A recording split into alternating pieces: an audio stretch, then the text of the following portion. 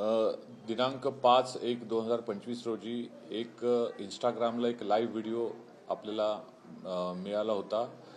त्या अनुषंगाने फिर्यादी परेश चाळके यांनी एक तक्रार दिली होती की माननीय उपमुख्यमंत्री श्री एकनाथजी शिंदे साहेब यांना कट करून मारण्याची किंवा त्यांच्याबद्दल असंबद्ध बोलण्याची अशी एक तक्रार आपल्याला व्हिडिओद्वारे प्राप्त झाली होती।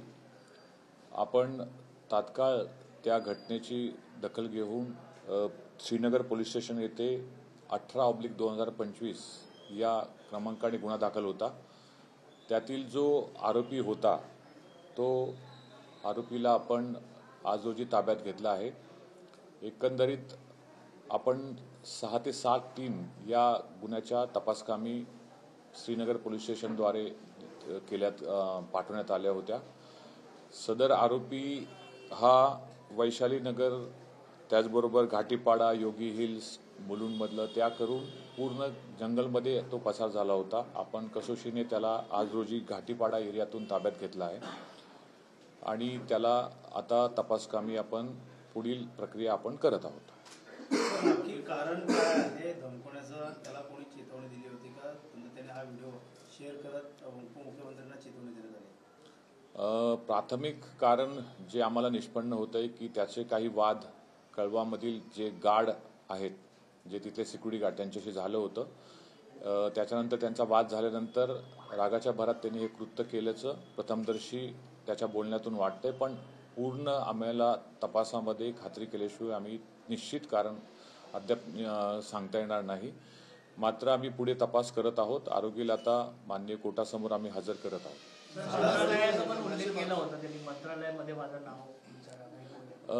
प्राथमिक तपासामध्ये असं दिसतंय की तो रेग्युलर सर्वत्र फिरणारा व्यक्ती आहे। तो मंत्रालयामध्ये जात होता, इथले लोकल सगळ्या गव्हर्नमेंट ऑफिसेसला पण जात होता।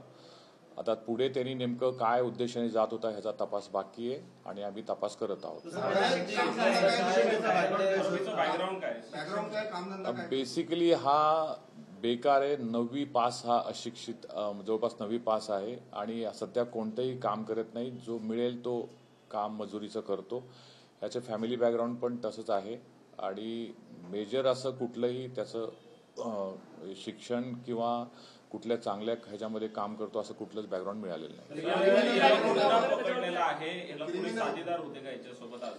व्हिडिओचं आम्ही प्रथम जे अनालिसिस केलं त्याच्यामध्ये स्वतः बनवलेला व्हिडिओ आहे। त्याच्या एक मित्राचा मोबाईल त्यांनी घेतला होता आणि त्या मित्राच्या मोबाईलमध्ये स्वतः व्हिडिओ करून स्वतःच्या इंस्टाग्राम अकाउंटवरती लाईव्ह केलेला आहे।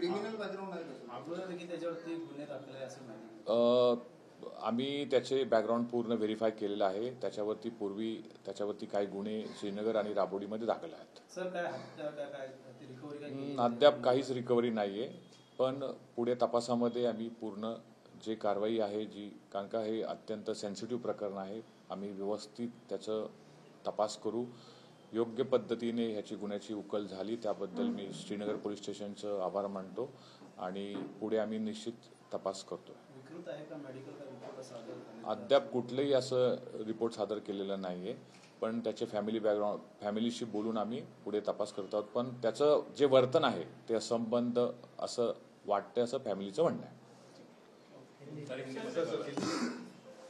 महाराष्ट्र के उपमुख्यमंत्री एकनाथ शिंदे को धमकी देने वाले आरोपी को 24 घंटे के भीतर गिरफ्तार किया गया है। क्या कुछ इसका बैकग्राउंड है, किस तरीके से इसको गिरफ्तार किया गया?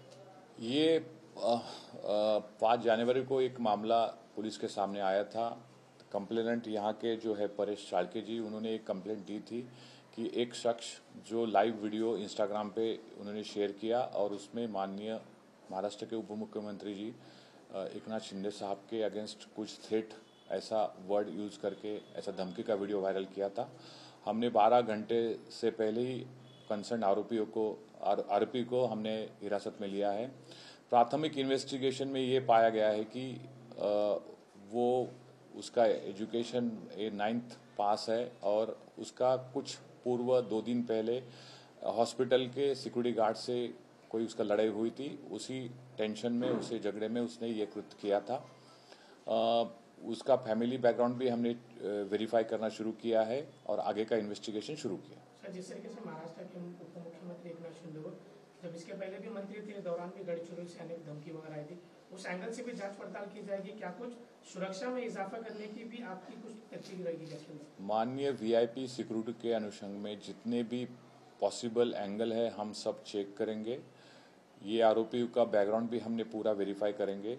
अभी आज ही उसको हिरासत में लिया है। आगे का इन्वेस्टिगेशन में जितने भी एंगल है उस पर कार्रवाई की जाएगी। सर, आरोपी की उम्र क्या थी सर? आरोपी का जो एज है अभी 23 इयर्स का आरोपी का एज है। सर, जिस तरीके से बताया जा रहा है कि मानसिक संतुलन भी उसकी कहीं ना कहीं खराब नजर है, परिवार वालों का ऐसा कहना है। हमने उसका फैमिली बैकग्राउंड चेक किया है तो फैमिली वालों को उसकी लास्ट 2-3 महीने से उसका बिहेवियर में कुछ चेंजेस आ रहे हैं, लेकिन मेडिकली हमारे पास कुछ भी ऐसा प्रूफ अभी नहीं है। लेकिन हम पूरा वेरिफिकेशन करेंगे और आगे की कार्रवाई में तपास में सब कुछ ऑन रिकॉर्ड लाएंगे। आरोपी को कहां से अरेस्ट किया गया था सर? आरोपियों को ये जो आरोपी है उसको घाटीपाड़ा एरिया है जो मुलुंड के ऊपरी हिल एरिया है, वहां से हमने अरेस्ट किया है। सर, इसके साथ में कोई साथीदार या कोई टीम नहीं, जो इन्वेस्टिगेशन जो बेसिक इन्वेस्टिगेशन में हमने देखा है कि उसका एक फ्रेंड है, उसका मोबाइल लिया था और उसने खुद बना के अपने इंस्टाग्राम अकाउंट पे अपना वीडियो वायरल किया। सर, जिस तरीके से बड़े इतने वीवीआईपी है तो जिस तरीके से टीम ने कार्रवाई किया, कुछ सराहने के तौर पर जो उनकी कार्रवाई वो साथ में भेजने की कोशिश की जाएगी। माननीय सीपी साहब ने टीम का अभिनंदन किया है। माननीय ज्वाइंट सीपी साहब ने सबको शुभकामनाएं दी है। ये अच्छा डिटेक्शन श्रीनगर पोलीस स्टेशन ने किया है। सर, आरोपी अगोदर जे गुन्हे दाखल होते राबोडे आणि श्रीनगरमध्ये ते कोणत्या प्रकारचे गुन्हे होते? ते नॉर्मल मारहाणीचे गुन्हे दाखल आहेत आणि त्याचा तपास आपण आता त्याचे पूर्ण बॅकग्राऊंड आता पूर्ण काढून पुढे आम्ही तपासामध्ये त्याचा विचार करणार। आरोपी काम क्या करता था? आरोपी का बैकग्राउंड हमने चेक किया है तो 9th फेल है, अभी कोई काम नहीं करता। रेगुलर जो मोल मजूरी वाला काम है वही करता था। उसके फैमिली बैकग्राउंड भी, उसकी मम्मी भी हाउसवाइफ है और रेगुलर घर का काम करती है। बाकी मेजर ऐसा कोई बैकग्राउंड निष्पन्न नहीं हुआ।